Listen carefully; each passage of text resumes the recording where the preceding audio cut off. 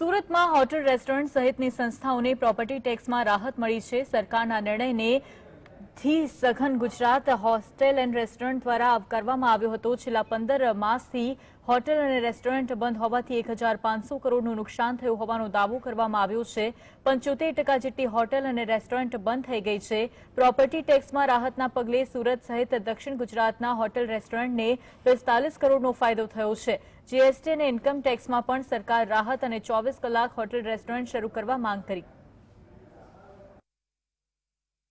કોરોનાની મહામારીને ધ્યાનમાં રાખી રાજ્ય સરકાર દ્વારા હોટેલ અને રેસ્ટોરન્ટ જેવી સંસ્થાઓને પ્રોપર્ટી ટેક્સમાંથી હાલ પૂરતી મુક્તિ આપી છે, જેના લઈને આંશિક રાહત છે તે હોટેલ સહિતની સંસ્થાઓને મળી છે। છેલ્લા 1 વર્ષથી ભારે હાલાકીનો સામનો કરતી આવેલી હોટેલ રેસ્ટોરન્ટના જે માલિકો છે તેઓને કયા પ્રકારની રાહત મળી છે, આપણી જોડે હોટેલ એસોસિએશનના જે અધિકારી છે તે પણ ઉપસ્થિત છે। સીધી વાત કરીશું તેમના જોડે। આપકા નામ? मैं अरुण शेट्टी हूँ। मैं सदर्न गुजरात होटल और रेस्टोरेंट एसोसिएशन का प्रेसिडेंट हूँ। सर, पहले बताइए, जिस तरह सरकार द्वारा लिया गया निर्णय से किस तरह की फिलहाल राहत मिली है? हम लोग ये राहत को बहुत गुजरात सरकार और चीफ मिनिस्टर रूपानी को का आभार मानते हैं और इससे काफ़ी इंडस्ट्री को काफ़ी राहत पहुंचेगा। लगभग एक अराउंड 45 करोड़ जैसा राहत होगा हमारे लिए, इंडस्ट्री के लिए।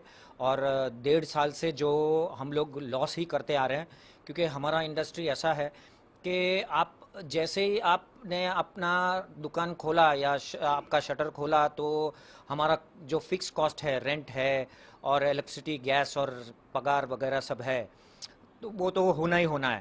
आप कमाओ कि नहीं कमाओ, क्योंकि वो उससे भी बहुत सारा लॉस हो गया था और लगभग 1500 करोड़ जैसा हम लोग मानते हैं अभी एक 15 महीने में। और आगे भी ऐसा हालत हो गया है, क्योंकि अभी भी जितने भी महाराष्ट्र है या साउथ में बेंगलोर और तमिलनाडु वगैरह सब है, वहाँ पे अभी भी लॉकडाउन है। तो वहाँ से अभी तक कोई भी ट्रैवलर्स या बिज़नेस जो अपने सूरत में जो बिज़नेस के जितने भी ट्रैवलर्स आते हैं, टेक्सटाइल और डायमंड और वगैरह सब जितने भी इसके लिए, वो भी नहीं आ पा रहे हैं बिकॉज ऑफ उधर लॉकडाउन है। तो हमारा अभी भी इंडस्ट्री शायद मैं समझता हूँ और एक 6 महीना या 8 महीने तक, जब तक सब कुछ नहीं खुलता है, नॉर्मल लाइफ जैसा नहीं होता है, तब तक हमको ये इससे जूझना ही पड़ेगा। ये जो सिचुएशन से हम लोग 15 महीने में जितना भी लोन्स लिया है या जितने भी हमने कर्जा किया है या जो भी अभी लगभग ये जो दूसरा जो लॉकडाउन हुआ उसमें शायद 70% जैसे रेस्टोरेंट्स तो बंद ही हो चुके हैं परमानेंटली, और जो 30% जो चालू है वो भी सिर्फ स्टेटस और अपना नाम के हिसाब से चालू रखा है, जितने पुराने हैं या जिनका कोई रेंट या कुछ है नहीं। और सरकार ने ये जो राहत दिया है हम लोग उसको आवकारते हैं और उसका स्वागत करते हैं, बट हमारे बहुत सारे बाकी मांगनी है जो अगर वो मान ले तो हम लोग हमारे जो पैर पे या इंडस्ट्री वापस खड़ा हो सकता है।